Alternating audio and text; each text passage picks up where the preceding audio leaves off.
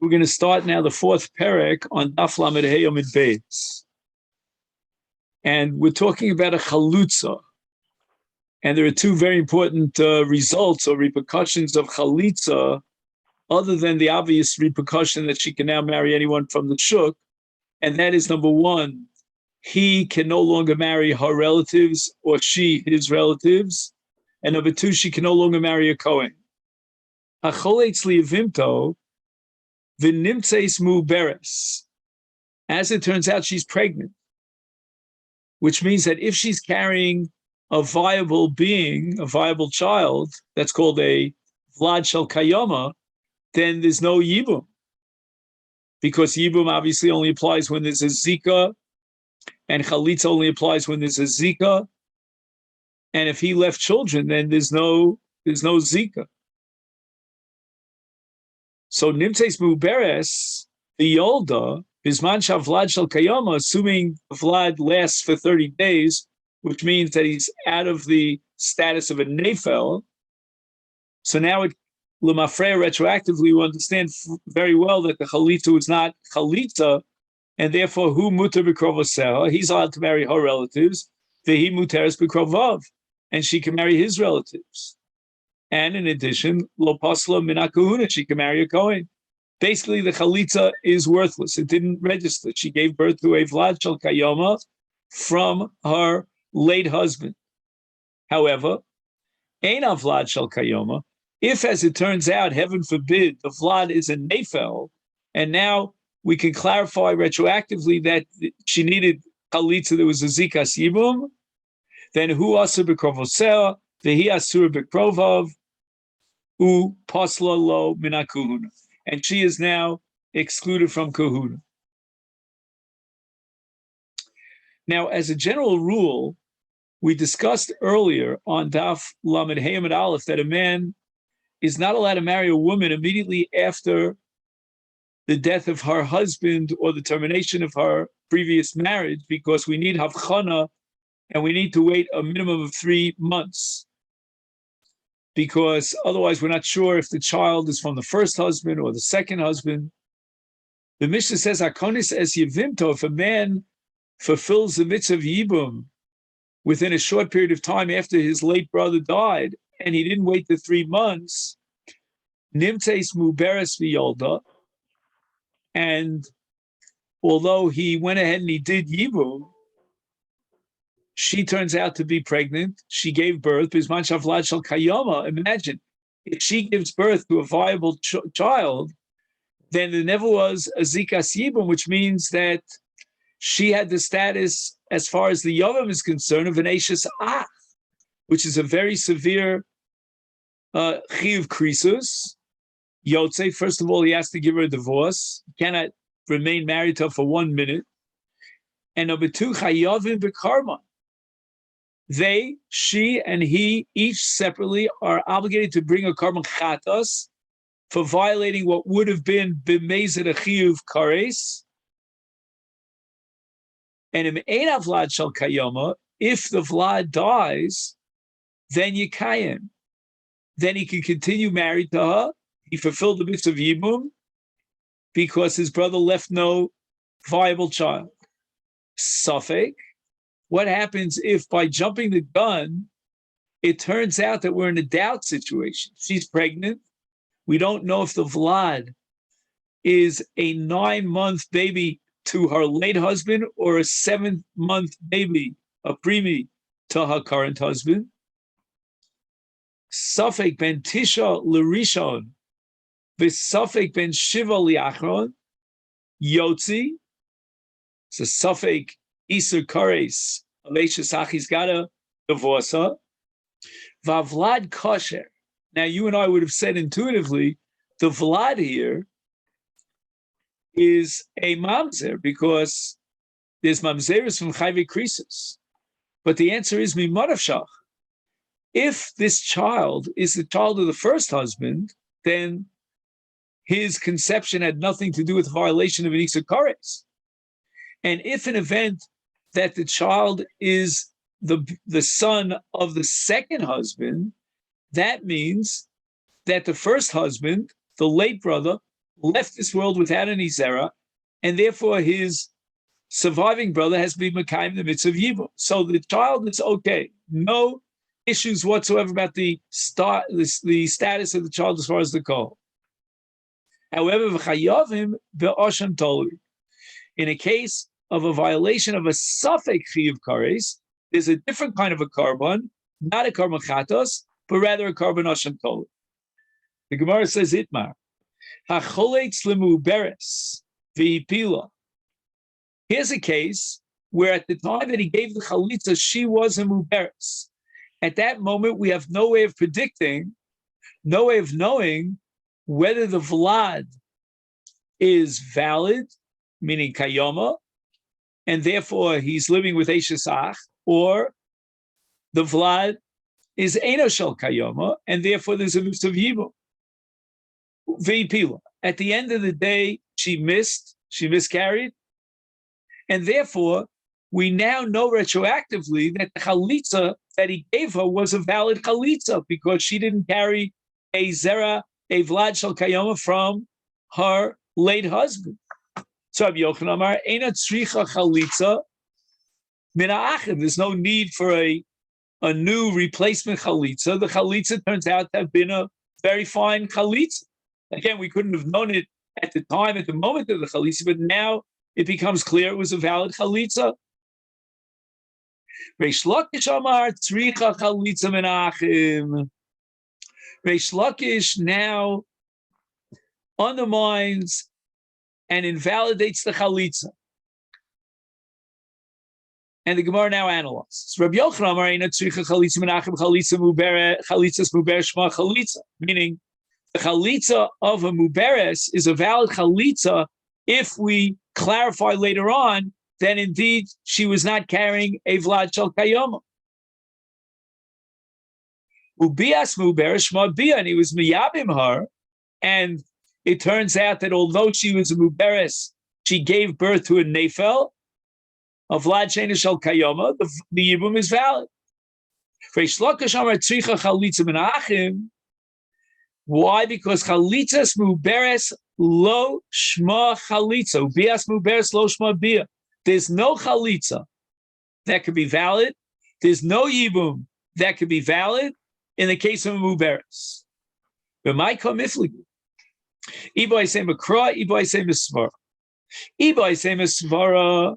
Now I'm a little bit perplexed as to why the Gemara picked up Rabbi Yochanan first. Rabbi Yochanan is just giving us what we know to be true intuitively. Rabbi Yochanan Savar, the whole thing is a suffix. We didn't know whether she'd give birth to a valid, viable child or not. So let's find out.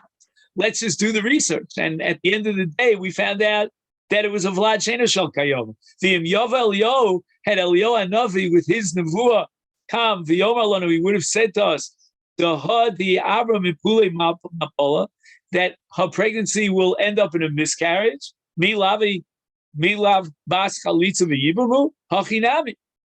Tigloi milsil mafreya. Why don't we say that retroactively we now know that the chalitza or the yibum was valid?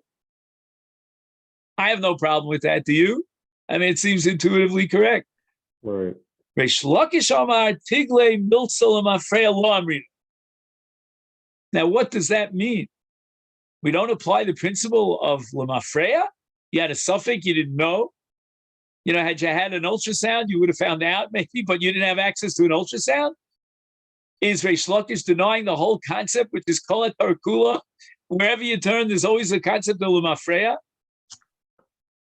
But apparently, according to Reish Lakish, there's a separate halacha of bedika, of investigation and clarification before the chalitza. In order for the chalitza to be valid, it's got to be crystal clear, absolutely certain that she's not pregnant. So that's going to make more sense when we see the second interpretation of the machlokus Rabbi Yochanan Reish Lakish. That's this one. Ibai say makra. They're really arguing about apostle. Rabbi Yochanan Savar, when the Torah says in the case of chalitza uben ein lo, that the late brother did not leave a child, Amar Achmana, for her Leslie. And now we clarify, after she miscarries, unfortunately, that he died without any zera, without any children. But Reish Lakish Savar Uben Ein Lo, there's a problem with the word Ein. As Rashi clarifies the word Ein and the word Ben, it's interesting. The word Ben is written without a Yud, Bet Nun, and Ein is written with Aleph Yud Nun. And in truth, the Torah could have said Ben without a Yud. And that's how we write the word Ben. And therefore, Reish Lakish wants to know, what do we do with this extra superfluous Yud? We read it as Ayin Olav. Ayin Olav means that as long as she's pregnant, we have to check her out, and we have to clarify whether she's holding on to a Vlad Shel Kayama.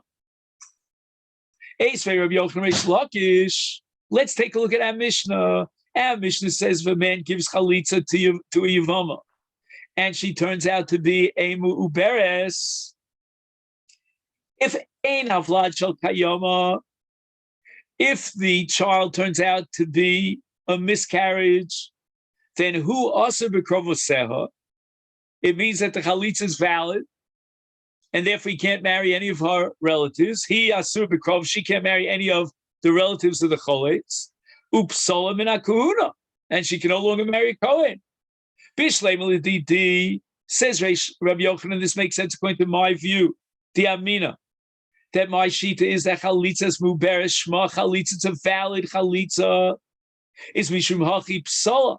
Now we can justify the Mishnah l'didach, but according to your shita Reish Lakish, the Amir chalitza is muberes lo shma chalitza amai psola. Why is she disqualified min hakahuna? This is not a chalitza. I'm not 100% clear why Rabbi Yochanan emphasizes the psul to a Kohen and not the psul to the krovos. But in any event, it's all one and the same. Amalei, so Reish Lakish says, midrabananu l'chumra bi'alma, eino chinami. The chalitza is not valid. Why? Because the Torah says, ben ein lo ayin ba. And at the time of the chalitza, we didn't know one way or the other whether she was pregnant.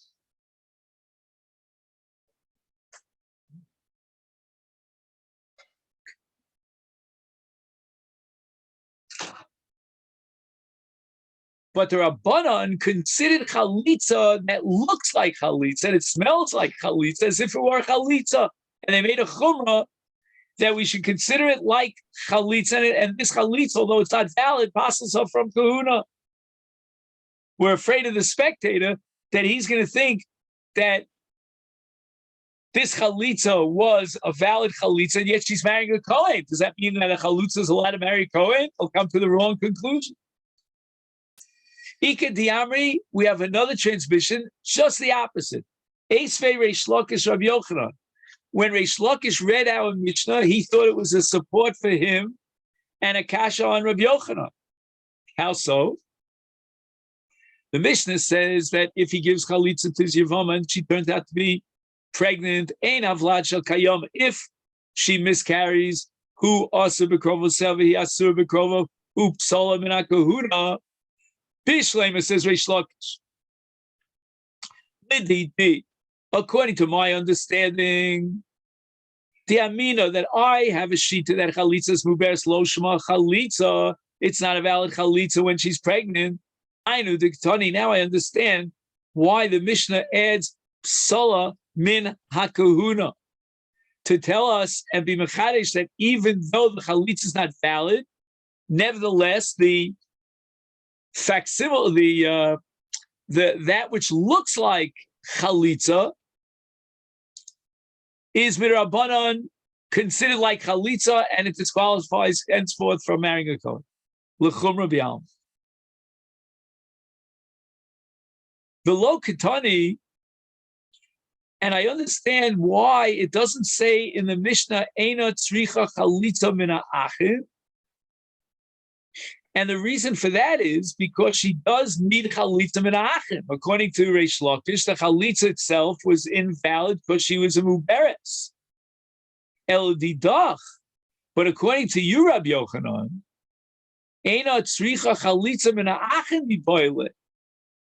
The Mishnah should have added that the chalitza is valid because she miscarried, and therefore she needs no other chalitza. She get married to whoever she wants to without chalitza. Amalei, so Rabbi Yochanan responds to Reish Lakish, Eino chinami. You're absolutely correct.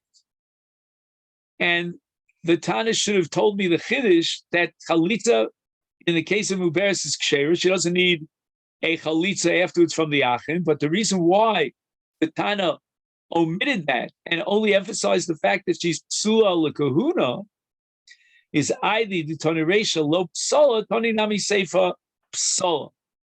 It's a matter of symmetry, since in the Reisha the din of Cholitz Liyavimto v'nitzes Muberes and Havlad turned out to be a Vlad Shel Kayama, which means that the Chalitza was meaningless, lo psala, so Tani nami seifa psala. That means in a case of the Seifa where it turned out that she gave birth to a Nefel, then her Chalitza is a valid Chalitza. And he only mentions in the Mishnah explicitly the Psul Kahuna, and he doesn't bother even repeating that Eina Tzricha Chalitza Nosefes, she doesn't need another Chalitza, because since in the Reisha, in the case where she gave birth to a Vlad Shel Kayama, the Mishnah emphasizes psala, that she's pasal lakuna. So if in the Sefer he writes lo psala. I'm sorry, if in the Reisha lo psala, then in the Sefer psala.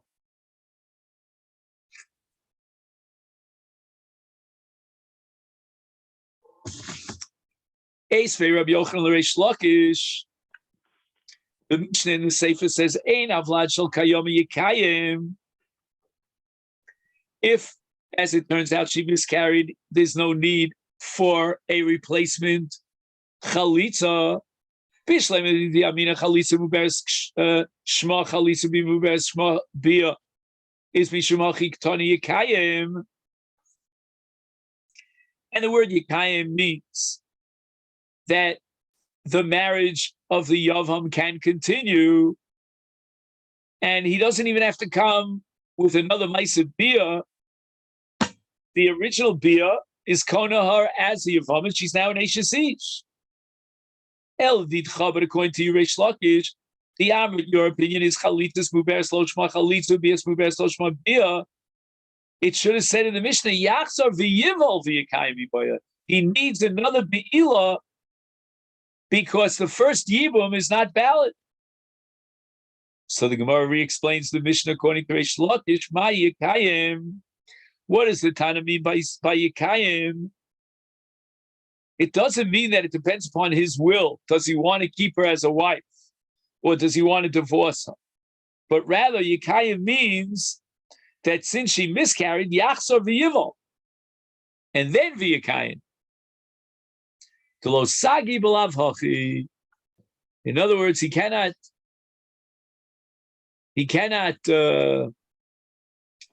be konahar with the original Yibum, because Yibum of a Muberes is not a valid Yibum.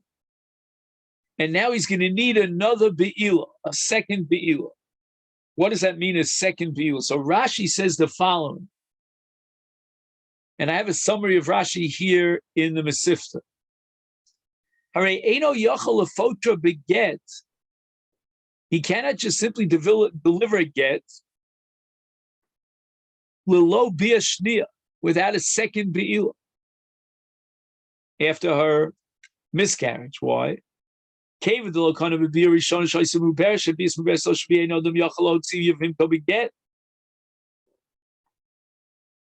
that she now is still in the state of Zikas Yibum.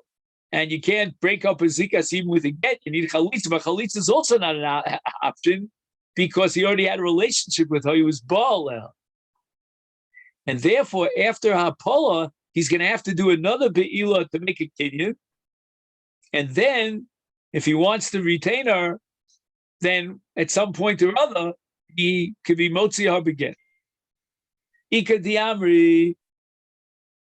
And now again, we're going to switch it around, upside down, inside out. It was Reish Lakish who raised the question from the Mishnah. Esvei Reish Lakish Rabbi Yochanan. It says, Im ein havlad shel kayom yikayim. If she miscarries, then the marriage continues. Hainu the tani yikayim. What does yikayim mean? Yachzor v'yivol v'yikayim. Now, in this second lishna, the word yikayim means al pipshuto that he needs another ve'ila. As we explained before, there's no other possibility. El lididach, but according to your shita, that the chalitza is valid. So why does the Mishnah use the word yikayim? He already was makayim the mitzvah yibum in his first bia. He's not chayiv to be makayim a mitzvah bia. It should have said rotza yotzi, rotza yikayim. That's what it should have said. If he wants to continue married to her, fine. If he wants to divorce her, let him give her a get. But the yibum was valid. But what's the language yikayim? Yikayim sounds like he has to repeat the bia. And the Gemara says, Einochinami. Once again, we're going to maintain the symmetry in the Mishnah.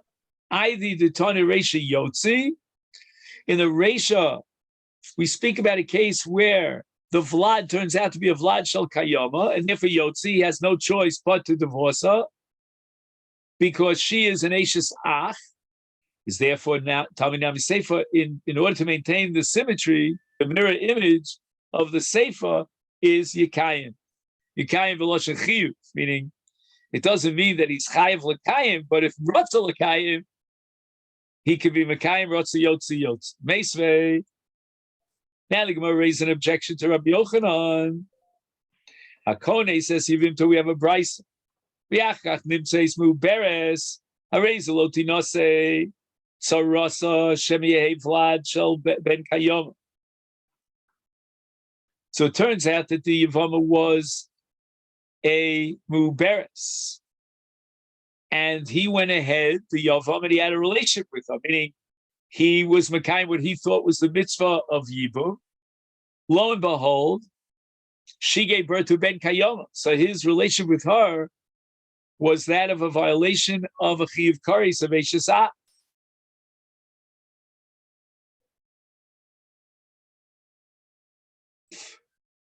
Now, what does it mean when it says lo tinase tsarasa?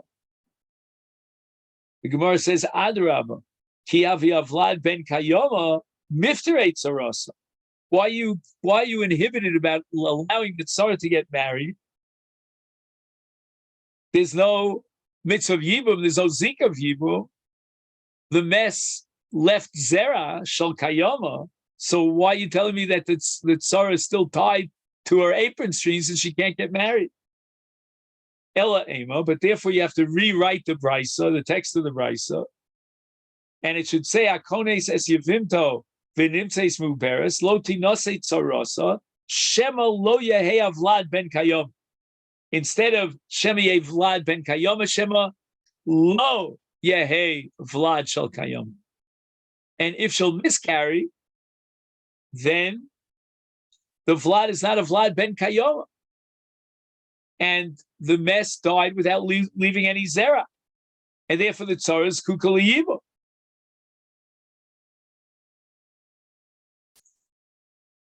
And the assumption has to be that bias muberes ain't a bia. That the reason why the tzara cannot get married is because the yibum of the yavam was not a valid yibum. Hence, we prove Reish Lakish, Yisak Daitov, if you're going to hold like Rabbi Yochanan, that Bias Muber Shma Bia, Amaylo Timasi Tzarasa, Tipotim Bia Shal Chaverta. Right? The other Tzara was a fulfillment with whom he fulfilled the mitzvah of Yibum. That removes her Zika, and she can marry anyone. Amar Abaye tries to answer this kasha, Bia Kuliyamalo Pligi. The low patra, even Rabbi Yochanan concedes to Reish Lakish that the bia of muberes is not considered a bia, and it doesn't pater neither ha nor hatzara from the yavam. Ki pligi b'chalitza. The only machlokas was regarding chalitza. Rabbi Yochanan Savar chalitzas muberet shma chalitza bias muberet lo shma bia. Even Rabbi Yochanan agrees that the yibum, the bia of a muberes, is not called a bia. And the question again is going to be why? Why is Rabbi Yochanan moda that the bia of muberes is not considered a bia and chalitza is not moda? I mean, l'chora, that doesn't make any sense. So that's the kasha of the Rishonim. In any event, Reish Lakish Sover Bias Muberes Loshma Bia Chalitza Muberes Loshma Chalitza, and now we have no kasha on Rabbi Yochanan from the Brisa, because we understand the Brisa very well when it says that the Tzar Lo Tinase Tzarasa, because we're afraid that maybe the Vlad is going to be a Nefel, and therefore the Tzar is Kuka L'Yibum, and the original Bia of the other Yevama of Hatzara is not a valid Yibum, because Bias Muberes Loshma Bia Amalei Rava, so Rava has a kasha on Abaye Manavshat. If Bias Muberes Shmei Bia is Chalitzas Muberes Shmei Bia. If Bias Muberes Loshmei Bia is Chalitzas Muberes Nami Loshmei Bia. How can you possibly differentiate Tzvei Dinim between Chalitza and Yibum? D'Kaim Alon, we have a principle that we know, and nobody ever questioned it. And here we're on the top of Lamed Vav. T'chala ola liyibum ola chalitza kol she'ena ola yibum ena ola chalitza. If there's no heter to be miyabim, then there's no need for chalitza to be mater ola shuk. So how can you, Rabbi Yochanan, differentiate between a bias muberes and say that that's not shmei bia, and it's not she's not considered a bas yibum, she doesn't lend herself to yibum because she's muberes, and therefore he's going to need another replacement duplicate yibum. But in the case of chalitza's muberes, you're telling me it's a valid chalitza. If the bia is not a bia, then it's eina ola yibum, she's not a bas yibum. And if she's not a bas yibum, then she's eina ola chalitza. So we're going to have to find now an alternative interpretation of Rabbi Yochanan. That's going to be Rava here on the top of Daf Lamed Vav. Okay, shkoyach. Okay, so I'm glad we were able to finish this. And we'll see if it... very nice. All right, so have a great week. Shkoyach. Okay, you too. Okay, call too. By the way, yeah. I just looked up what's the weather like over there in that place that we discussed. Yes. I think it said 3. How much is that in Fahrenheit? It's like that's Toronto, same today. How much is that in Fahrenheit? 40.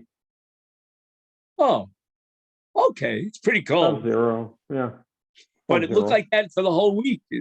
Yeah. It's getting warm. We're starting to get warmer. We're a little warmer. No, I wasn't looking in your city. I was looking at the I know other that. city. I know. Yeah. All right, call it. Bye-bye. Okay, call too.